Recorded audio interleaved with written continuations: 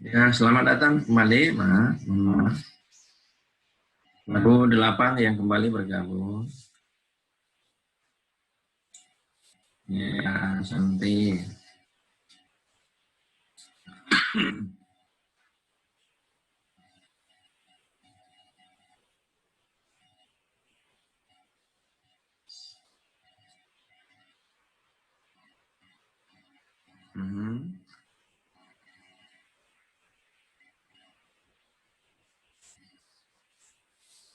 Ya, saya tunggu lagi bergabung kembali.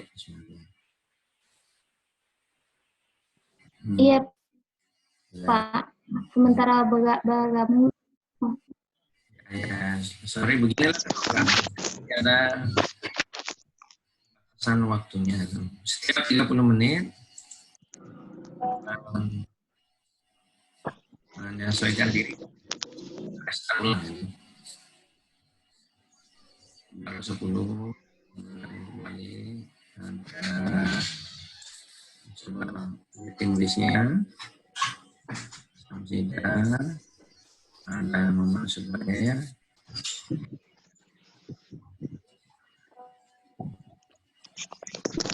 Baru 18 kembali bergabung.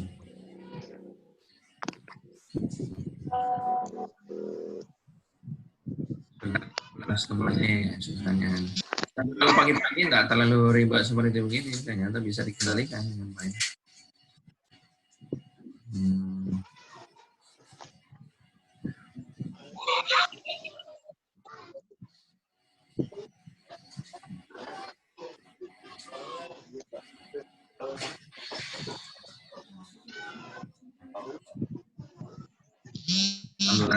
Nera Santi 19. Nera Santi sudah menjadi jadi menampilkan videonya masalah.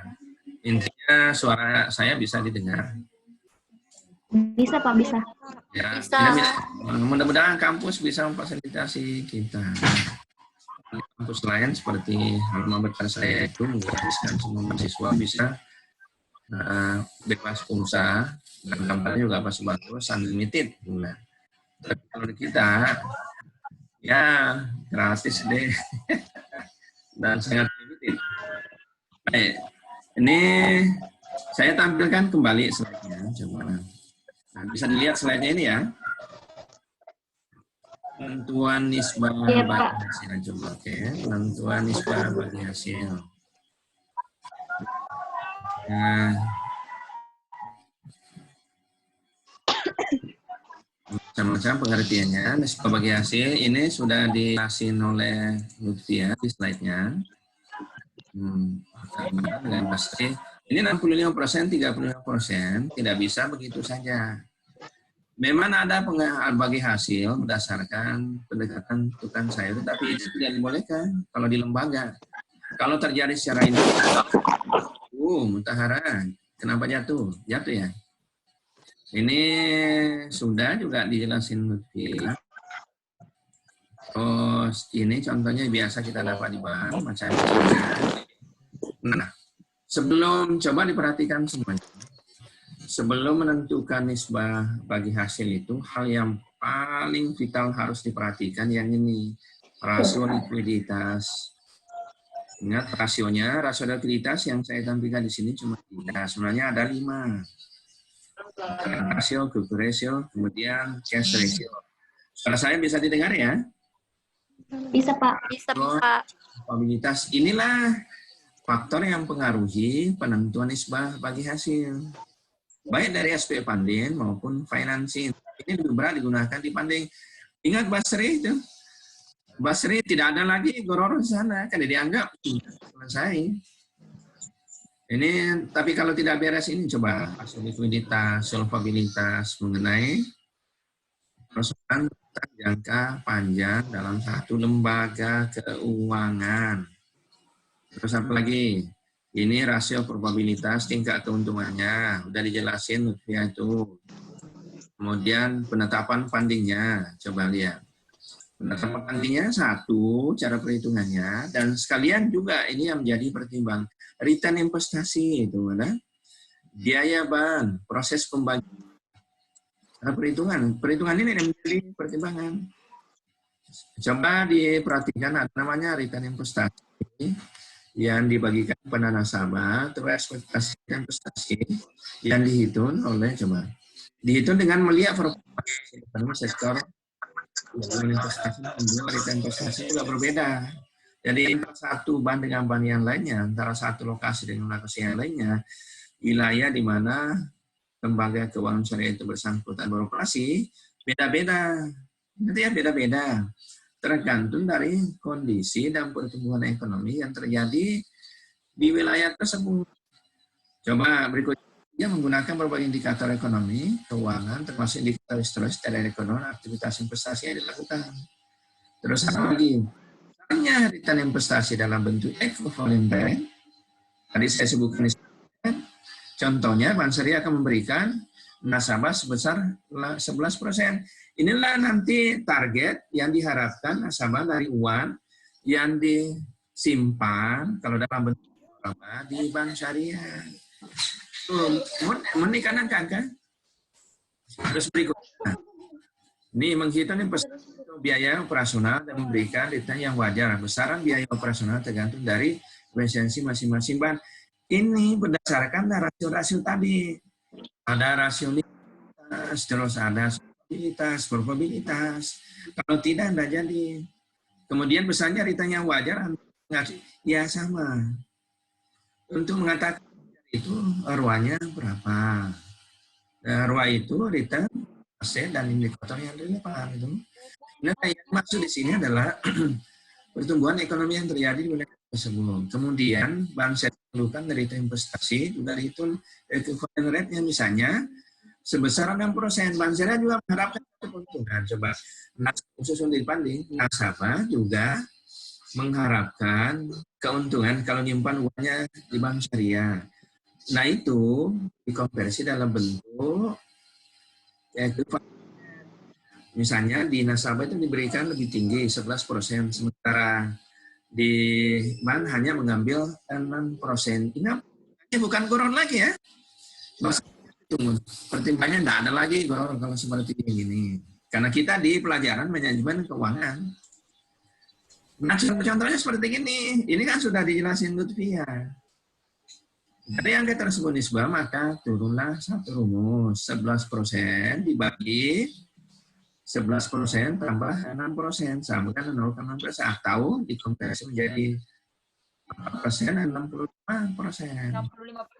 Ya, ini untuk bagian nasabah. Karena berdasarkan dari equivalent rate yang telah ditentukan sebelumnya. Yang bisa disepakati hanya equivalent rate. Setelah itu, tidak bisa lagi. Kalau sudah ditandatangani, nggak bisa lagi macam-macam itu.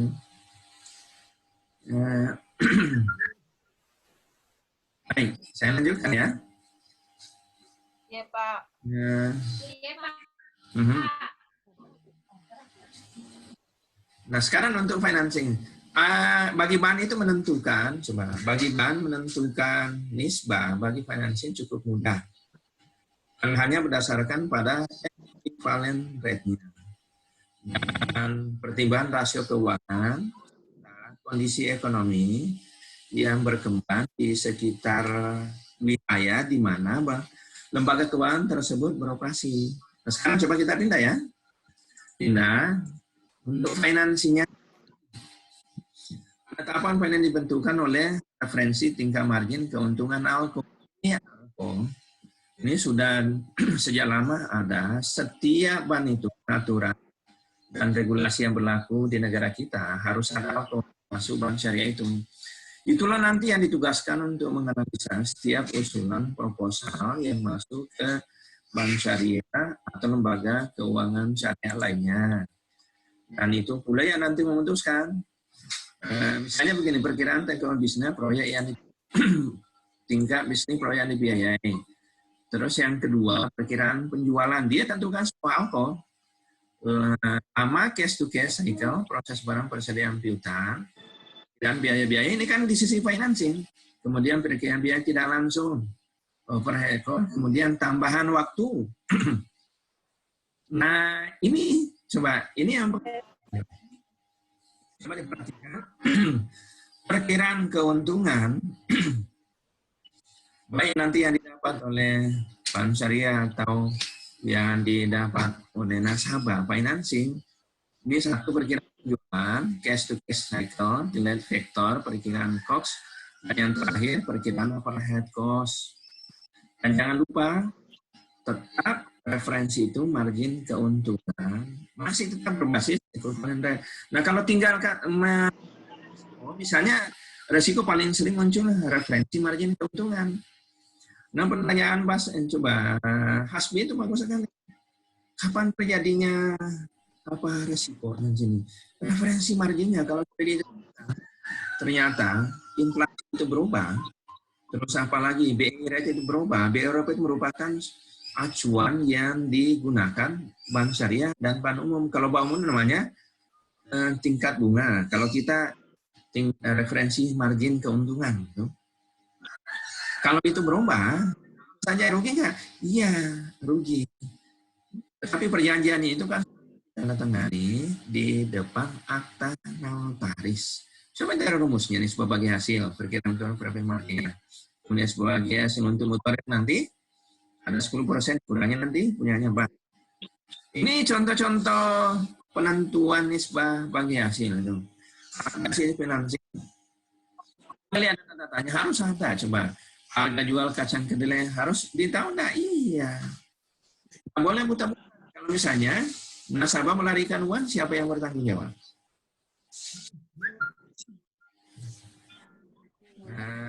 Suara saya bisa didengar videonya? Coba. Suara saya bisa didengar. Bisa, Pak. Kemudian harga jual kepada nasabah, harga jual kepada nasabah itu nanti yang di keuntungan yang diambil oleh bank syariah. Tapi ini PA per tahun. Terus apa lagi? Volume penjualan kedelai per bulan. Ya omsetnya itu cuma jadi omset. Kemudian nilai penjualan baru dikali 65.000 dikali 2.150.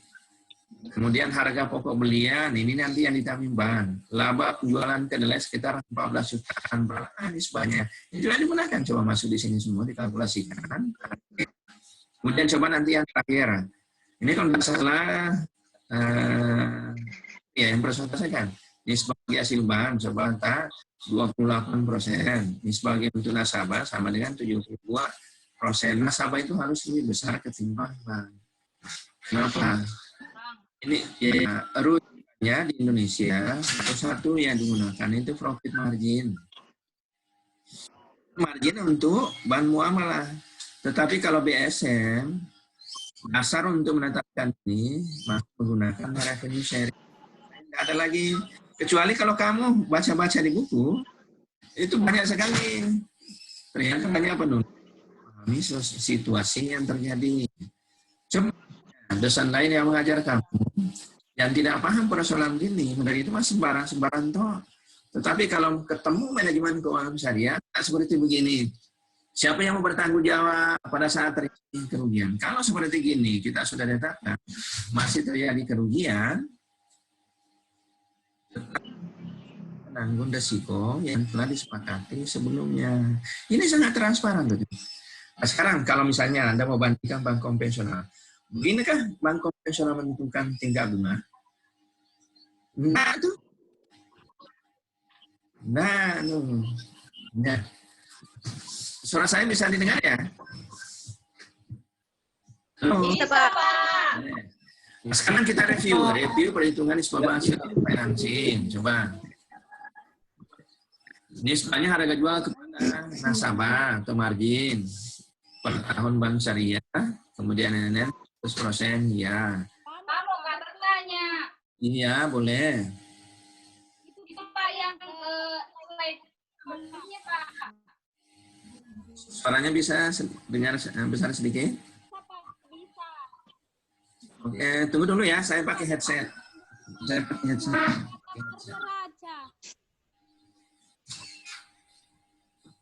Pak Diman, diambil itu data per neraca. Tunggu, saya pakai headset.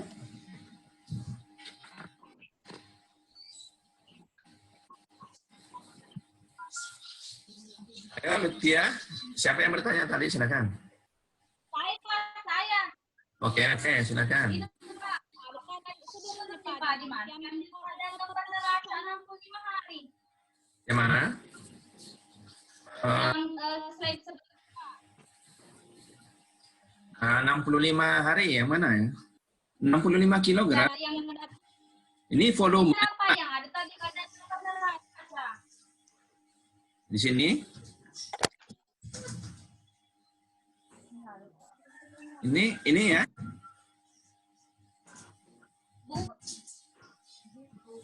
Ya ini Pak, bukan Eh. Pak. Ada yang data per neraca. Data per. Yang ada itu Pak, yang hari-hari, yang ketentuan harinya Pak. Coba gini. Di financing atau funding? Oh, Pak, fundingnya mudah sekali. Yang biasa ribet itu di sisi sini. Ya, di sini coba. Harga jual kacang kedelai, harga jual kepada nasabah, volume penjualan kedelai per bulan. Kemungkinan yang itu barangkali ya. Halo, Lutfi ya. Volume penjualan kedelai per bulan berdasarkan pengalaman yang dilalui oleh nasabah peminjam. Diprediksi, ini jangan lupa coba ini lihat slide-nya. Ini ada tim ALKO namanya, referensi tim margin keuntungan ALKO. Nanti ini tim ALKO akan terjun melakukan survei terhadap calon nasabah yang ini meminjam pembiayaan di bank syariah.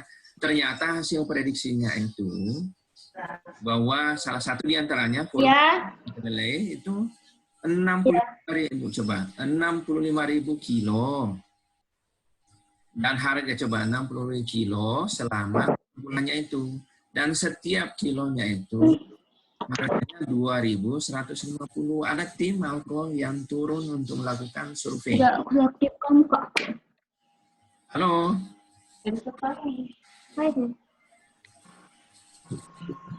Halo, Lutfia. Yang bertanya tadi siapa?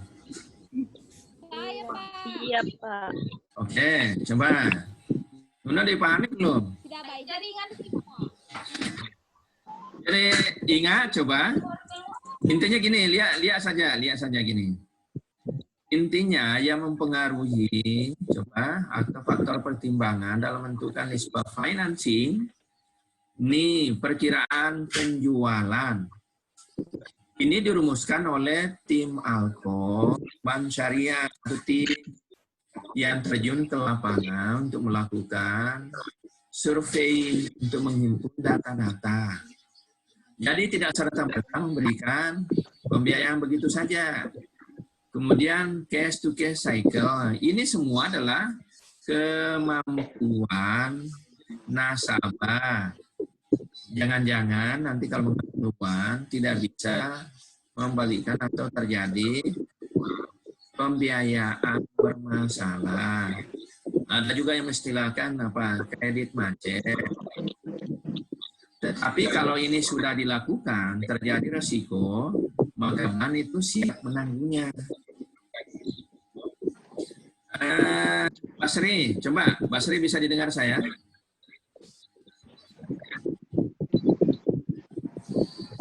Basrinya di mana? Bisa mendengarkan saya?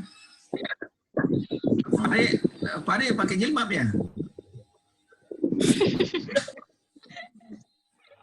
Margin pakai oh, tuh. Nih coba Basri, bisa dengarkan saya Basri. Itu saya tadi di jawaban, coba jawabannya, tidak boleh lagi menggunakan alasan goro dengan segala macam. Ini kita sudah masuk di praktik. Ya, ini kalau sudah ditetapkan terjadi resiko, maka bank siap menanggungnya. Mengapa demikian? Kan sudah jelas sekali dari aspek keuangannya. Ya? Jadi inilah nisbah bagi hasil. Ya kalau funding itu, coba pertimbangan utamanya kalau funding, ini equivalent rate yang diharapkan.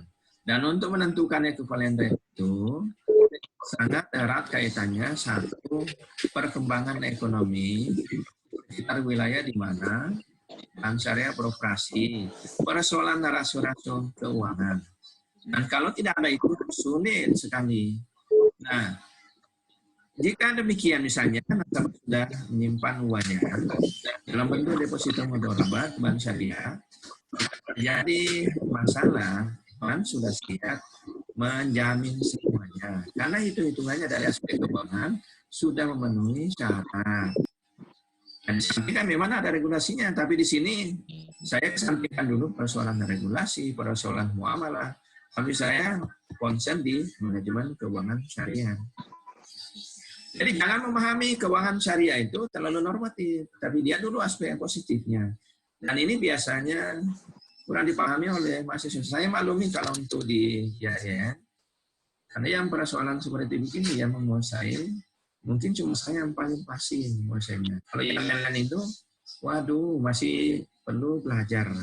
Memantapkan. Kadang-kadang juga gini, hanya melihat buku, setelah itu diajarkan ke mahasiswa.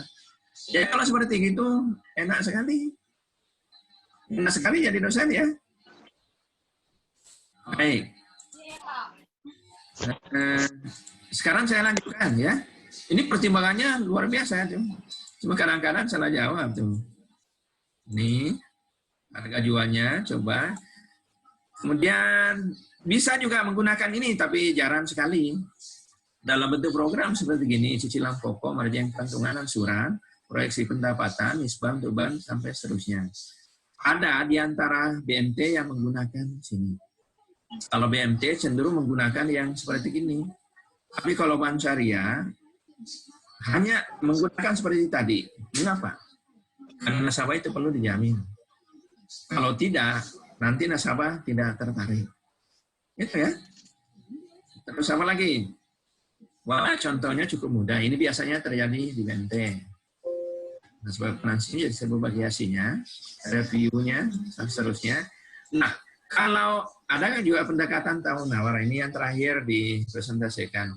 Ini secara kelembagaan tidak bisa diterapkan.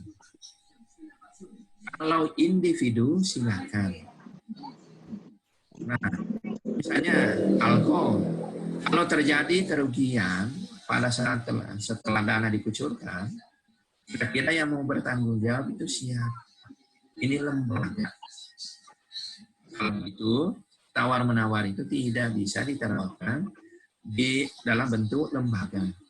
Tapi dalam bentuk individu bisa diterapkan, tidak boleh. Kalau Anda secara individu tidak terikat oleh aturan, silakan kapan dan boleh. Tapi ini jangan coba-coba diterapkan bank syariah. Karena di sana cara masuk ke bisnis. Bisnisnya itu halal. Ya, selesai. Nah, seputar itu.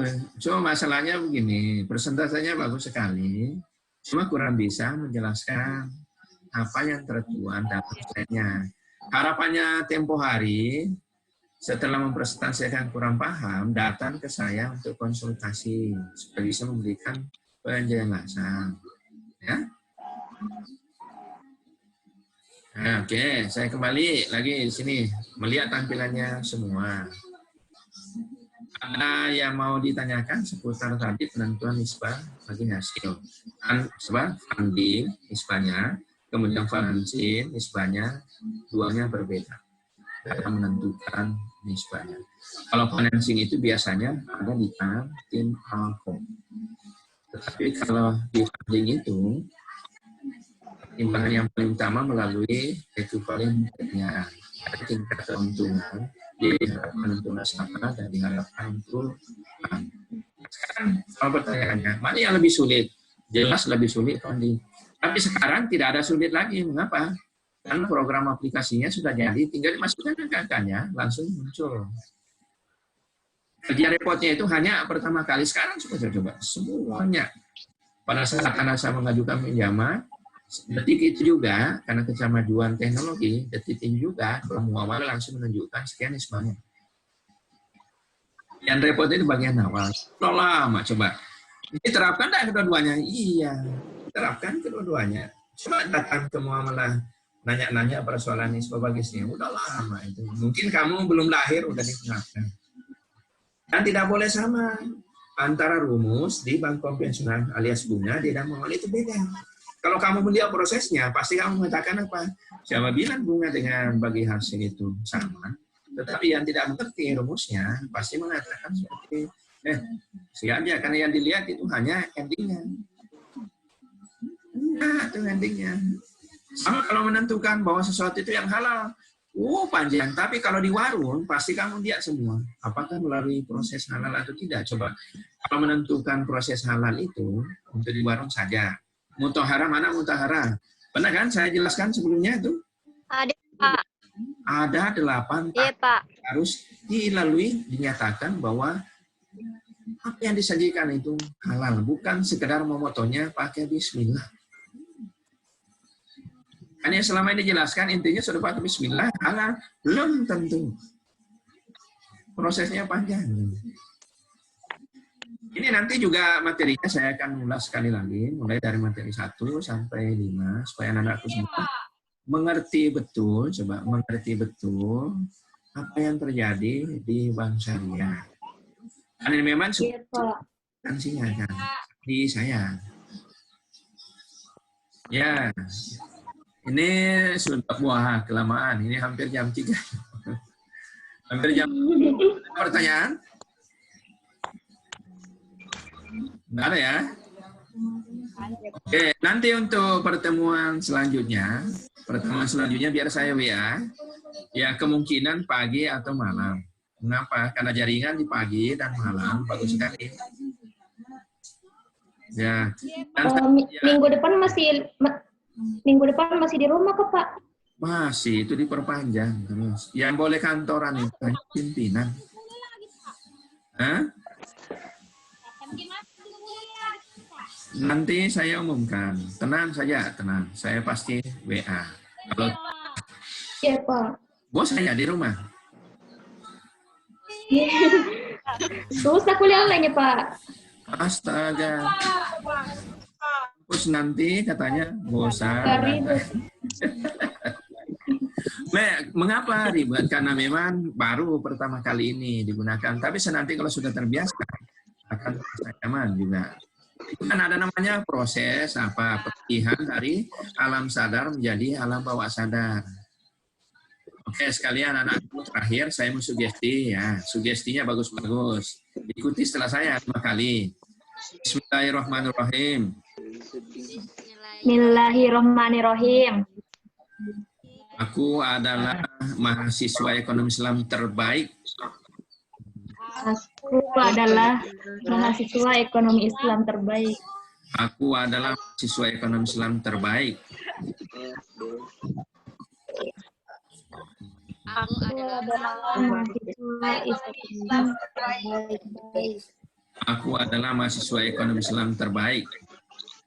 Aku adalah mahasiswa ekonomi Islam terbaik. Aku adalah mahasiswa ekonomi Islam terbaik. Aku adalah mahasiswa ekonomi Islam terbaik. Aku adalah mahasiswa ekonomi Islam terbaik. Aku adalah mahasiswa Islam terbaik.